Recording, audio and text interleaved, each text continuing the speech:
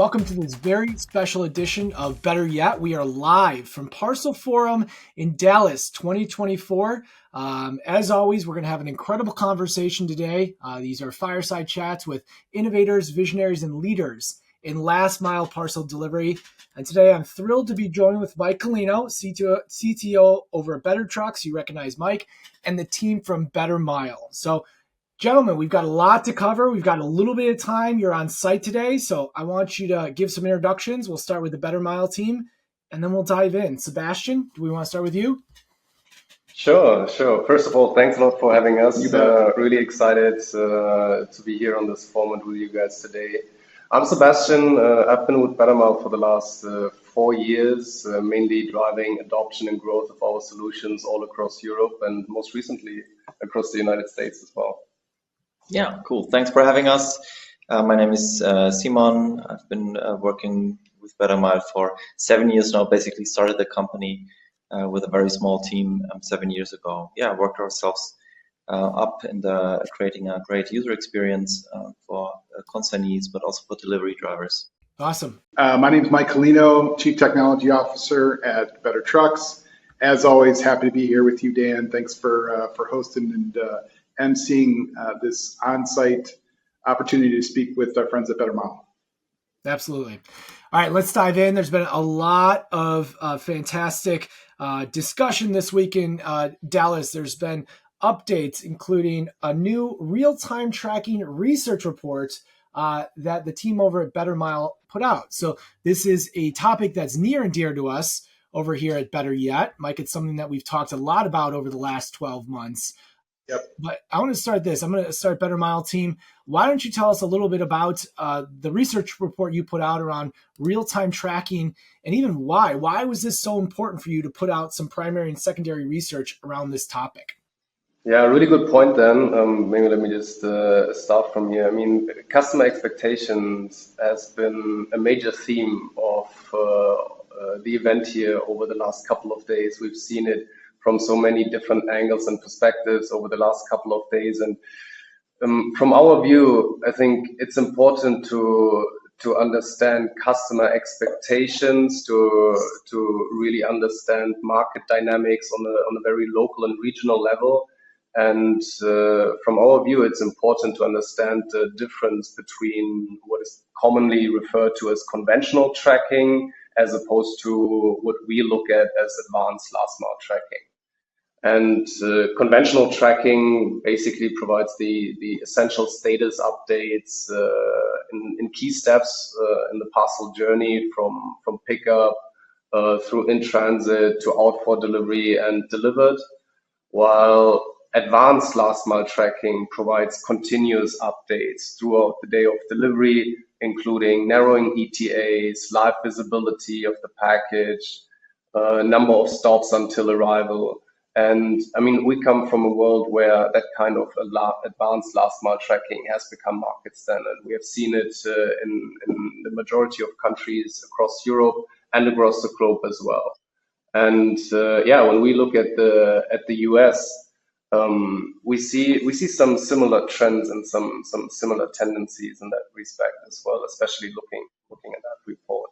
It's interesting when you say market standard, though, is obviously we all receive a lot of packages ourselves as well as industry insiders, but I would not say it's the industry standard. I would actually say that the package journey experience from a consumer standpoint still varies widely here in 2024. Is that what you're seeing?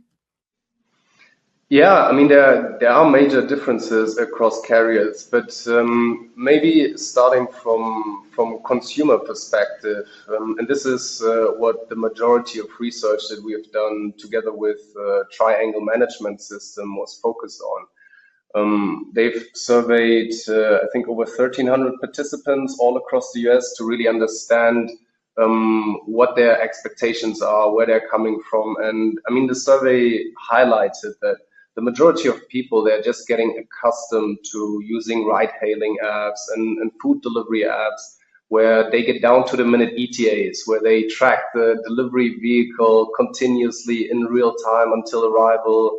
And this is naturally what they also expect for their package delivery now. And I mean, what the survey also looked into was what people actually get at the moment when it comes to their standard package delivery, and this is where we see a significant gap in the U.S. market.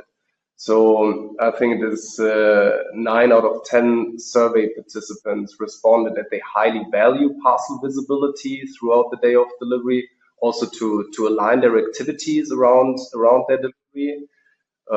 At the same time, 3 out of 4 state that they even make purchase decisions based on the provision of precise delivery windows.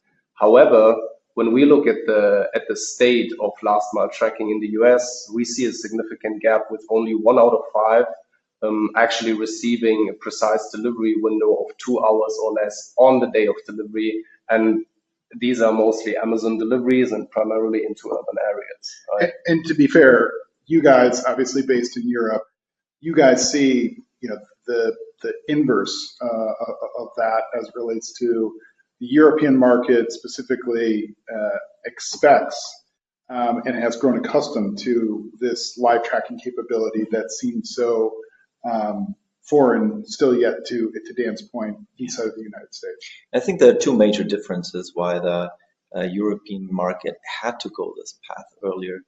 One is it's more competitive when it comes to delivery organizations. So there are like 5 to 10 carriers per country, so they really have to position themselves. And it's not that they're just those 2 big carriers that dominate the market. It's rather they're like battling for volumes, and so to compete with service and also these kind of digital capabilities has become part of the business, right? Secondly, and that's a major difference that we cannot underestimate, is that in Europe, the standard is a POD with signature. So you really need to accept the pack in person, while in the US, porch delivery seems to be the standard when it's not like specific, like medical, alcohol, etc., right? So, which makes the United States like kind of attractive also for porch piracy, right. Obviously, but does not give this immediate demand of I need to arrange my day around my parcel and to be there because I can collect it from my porch. Right. So, but it's not only due to porch piracy that the trend is getting there and the expectations are rising. It's especially because of the food delivery mobility sector. When people see how Uber works, right, they expect that, or how they receive their pizza, they expect kind of the same for the parcel. Right.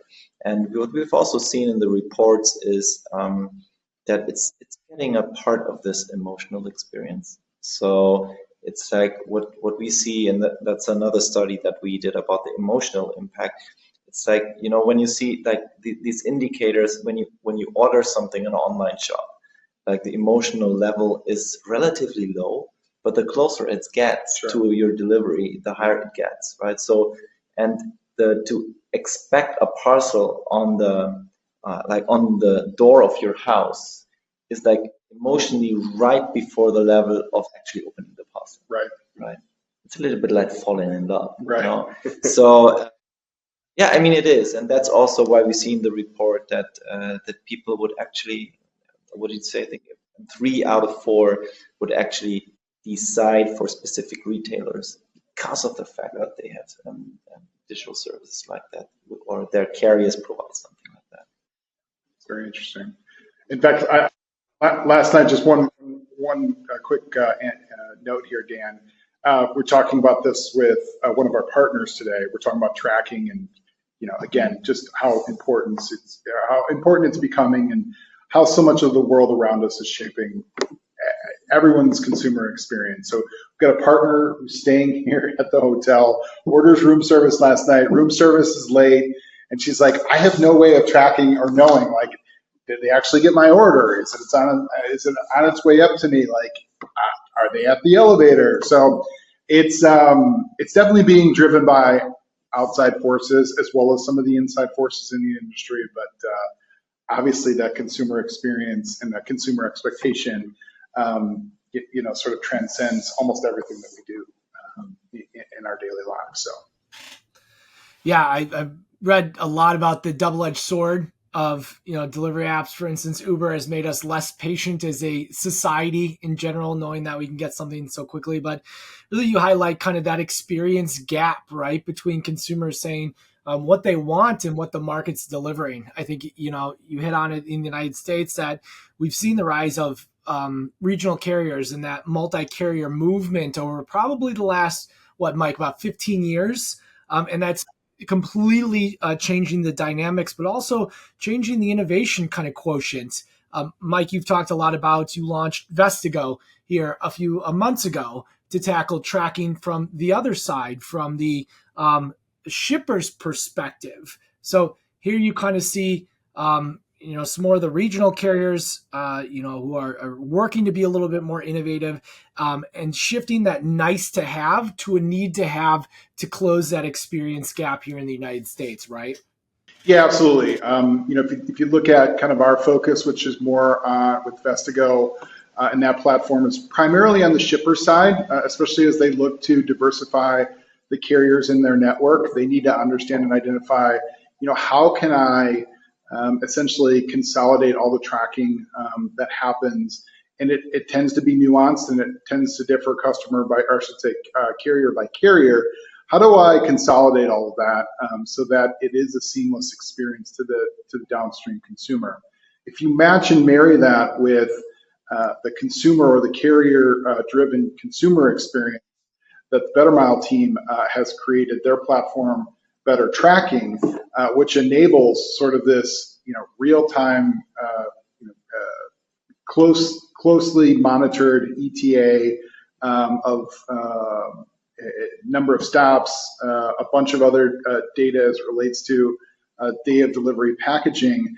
It really requires sort of both sides of that coin to be in sync, right?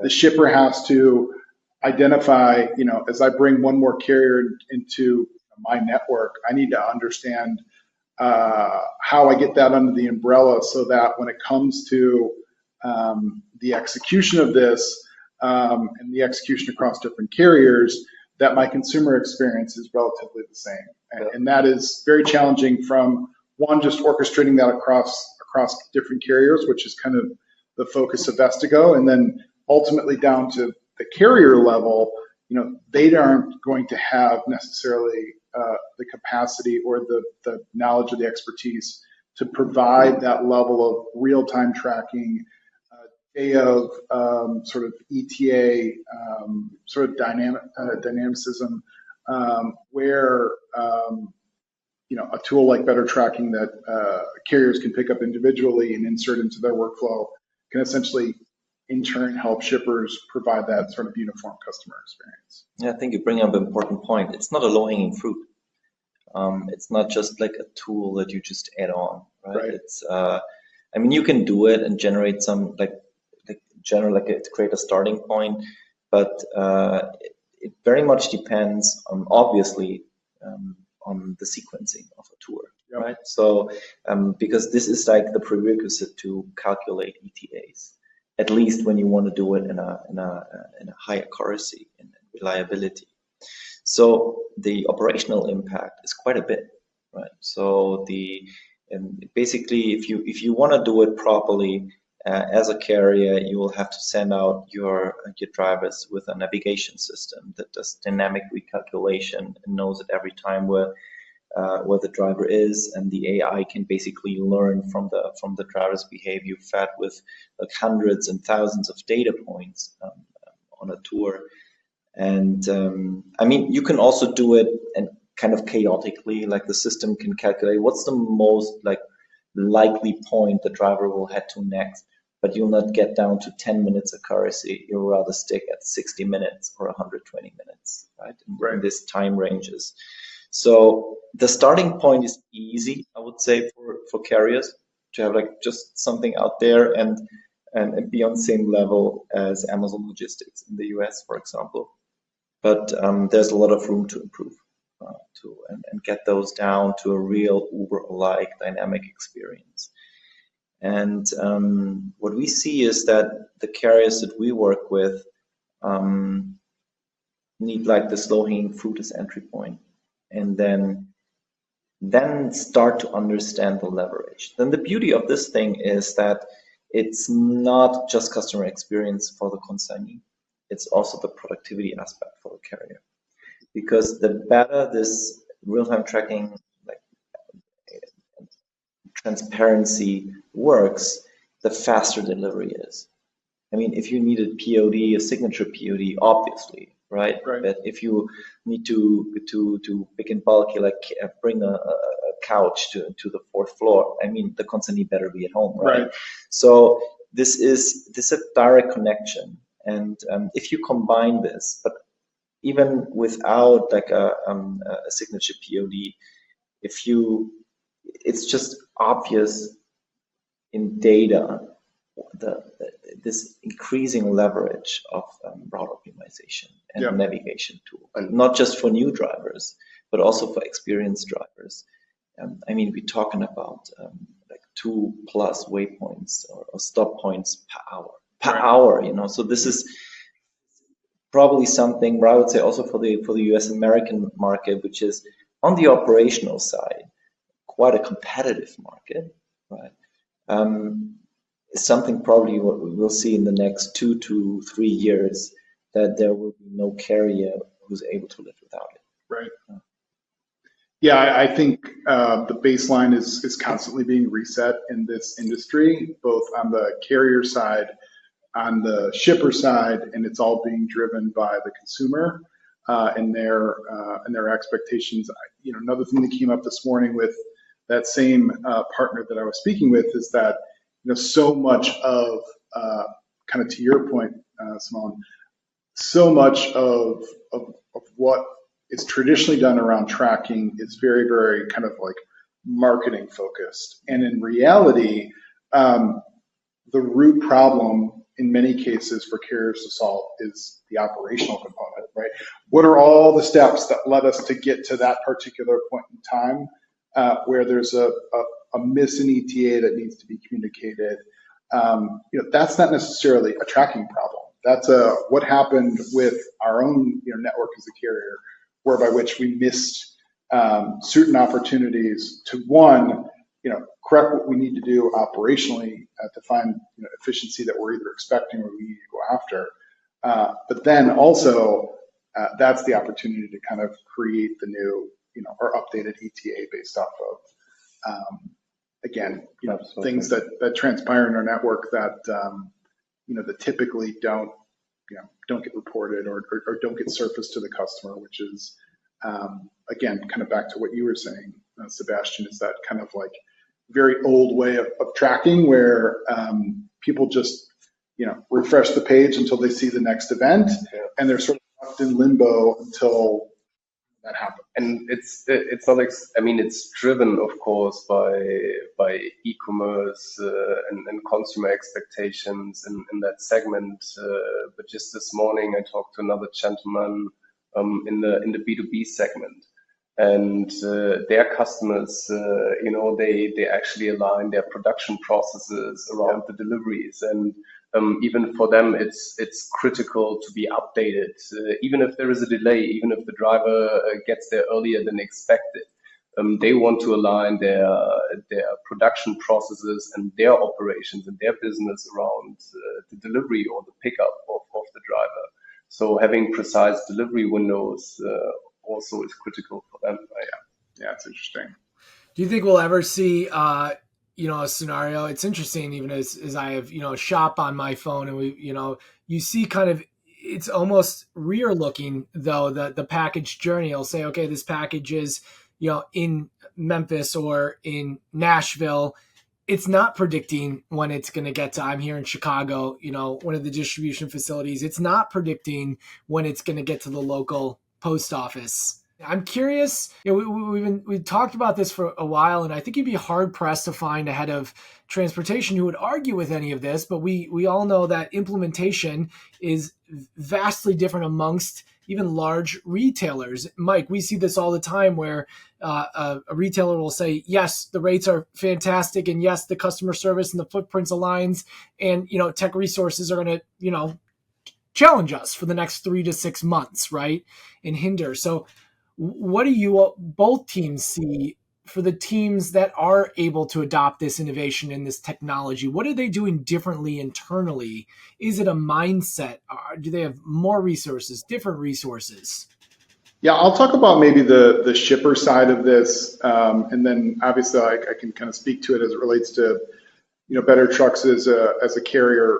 I think first and foremost we are trying to push the laggards, which is the largest contingent as it relates to kind of forward thinking, kind of technology focused or truly digital customer experience focused.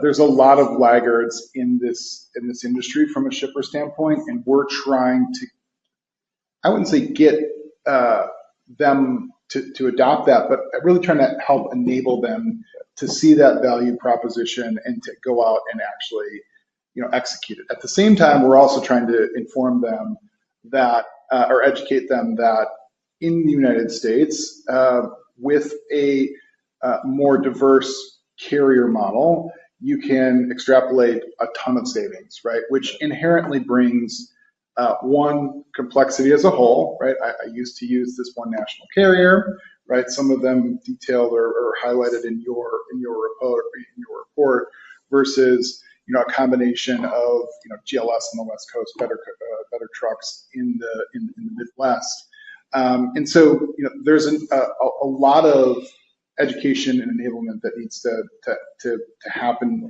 to move those laggards to be on the more sort of, again, digitally customer focused side of thinking about that package journey as Dan stated.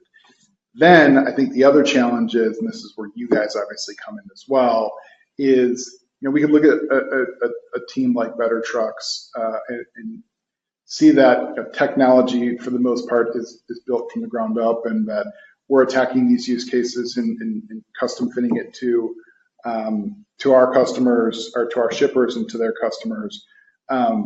But we also know that there's a large group of laggards from an overall carrier standpoint who either, one, can't go beyond the very low hanging fruit as it relates to providing this level of insight, or two, don't have the resources to essentially go out and build anything that would be on par to what you guys have done with better tracking, right? And so, curious to I guess understand from your guys' standpoint, like obviously the carrier adoption is much more pressing of this in the EU, but as it relates to carriers getting on board and providing this functionality, what do you guys see as the I guess the enablers of that? Yeah, really good question. And I think based on where we come from, as a technology, as a software, as a service provider, we come from a world and we work with carriers who require complementary solutions, right? They operate also complex systems and have legacy systems that they need to maintain. They have native solutions across the value chain.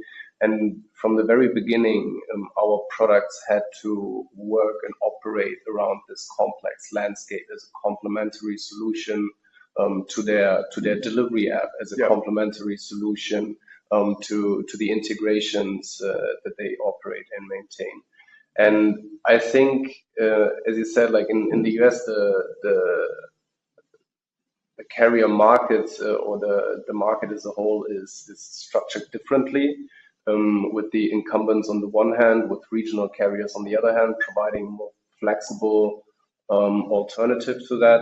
But at the same time, it is also critical to have that kind of in-house ambition and also capabilities to be able to integrate with, let's say, more sophisticated service providers, right? Yep. Because you guys are doing a great job at developing a vast range of solutions in-house, but we've had that discussion before. You also have a realistic view to where it makes sense to integrate a proven solution and add it to your existing landscape versus throwing like a bunch of resources onto that development project for the next 2 years. Right. Yeah, and I think, not only is that interesting to us, but obviously you are working with carriers here in the United States who are, again, based off the dynamic changes in the environment and consumer expectations, as well as other things that are being driven through, let me just take a break here for a second, Dan. I'm gonna catch back up. Sorry, we had somebody walk in the room. Yeah, it's a really great. It's a really great point, Simon. I think to your point, I know that you're working with other carriers here in the United States, leveraging your solutions, and that at the end of the day, it's about having the appetite to do the adoption as well as the integration. Simon, what are some of the other things that you see as it relates to kind of carrier adoption to live tracking as a whole, or essentially raising the bar for in the name of building better customer experiences? I want to put it in a little bigger context where I see, like, looking from top down, from a high altitude onto the different delivery companies, how they're structured, how their organization works, and what their capability digitally are, and also in terms of customer experience. And I think the whole industry is in a kind of transformation. It's not a young industry, right? So it has a history, a legacy itself, and very much comes historically from operations, right? So because this is also still the major cost. Of course. So it's operations that come with quality, that come with success rates, etc. Right? Also from the customer demanding this, and from the customer, I mean the shipper, right? Yep. Not the consignee. Yep. And then you have this. This is the big chunk, right? And then they had to kind of add on finance because someone had to control this whole thing. Right. Of course. And then there was this IT that they needed, so they created this IT function. So this is how, when you look in organizations today, like still how most of these organizations work. They work strictly functional, right? With like operational CEO, with an attached CFO. Right. This is like how the delivery world works in the majority. But it's transforming now into like what we also know from successful digital players, which is a more product-oriented organization, right? Where you see, I have small teams where I combine operational experience with sales, with marketing, with everything, with the software engineers that create the respective products, and they kind of combine this into like a product thinking. So I am creating a product, I'm selling a product, and I'm maintaining a product. And a product versus a project does not stop, constantly evolves and gets improved and getting better, right? And per se, those companies will be faster and they will be more customer centric than let's say like historically functional driven companies. That would be my first point. My second point would be looking from a high altitude is, who do you see as your customer, right? And also this is a leverage with delivery companies, that they regularly come from the shipper, right? Because they pay the bill, so they are the customer. And it's just, and this is the B2B world, and in the B2B world, this is probably it, right? But the more and more e-commerce drives this business, in the end, the shipper is also only like a middleman to the consumer. And even if the consumer does not have directly the option to decide for a dedicated carrier, if a carrier doesn't, like in a medium to long term, doesn't fulfill their expectations, the companies where they're customer of the shipper comes, they have a problem, right? So And still also here on the conference, I really have to be careful of this misunderstanding when you talk about the customer, and the person you're talking with has a complete different understanding of what the customer is, right? Yeah, agreed. And I'm myself kind of guilty of that in the sense that like it is, to your point, you can look at, for example, qualitative data that basically says, by scanning Google reviews, that this particular carrier does not do a job, right? And the consumer who's used to buying from that particular retailer knows that package is going to be delivered, in some cases, if they're the ones writing the review, unsuccessfully to their house, right? And so, in a way, the shipper is not firing the carrier, but it's the consumer firing the shipper or the retailer, right? And so you're right. It is sort of this sort of blind, indirect middleman that none of us, or I should say a majority of us, and like I said, I'm guilty as well, of not really, kind of keeping that top of mind. But I also like your point too, and Dan and I have a ton of experience as well as part of our previous digital consulting lives of like this idea of one, product-based thinking, cross-functional teams. Those are always going to be, more nimble than, the team that rolls out the traditional, IT team that's working in concert with the operations team. But at the end of the day, they sit too siloed, and it's just a, blame game. Right, exactly. A blame game and a large, project roadmap and timeline. And then to your point, I think the last thing is like, this is never done in the digital world, right? Like there's no like idea that this project ends and we don't have to think about tracking anymore, right? Like the expectations are going to change, and there's constant evolution and iteration is required. Fabulous. Well, if I took away one thing from that conversation, it's that both teams here are spending an enormous amount of time thinking about the tracking experience from all angles. And at the end of the day, I believe deeply that the industry and consumers as a whole are going to benefit from that thinking. So very much appreciate you taking us into that world. Let's get you out of here on this. I know you've had a lot of conversations in Dallas around PARCEL Forum, and I always ask everyone this.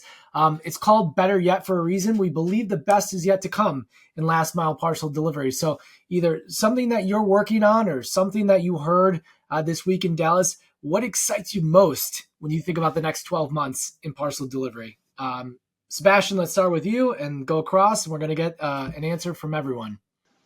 Yeah, I really like the question, and I mean, we've discussed it now in length also from the perspective of regional carriers, and as you mentioned, and as also our report showed, there is a gap in the market, like with the big four companies delivering some 95% of packages in the US. So they set the market standard, and the market standard that fails to meet customer expectations.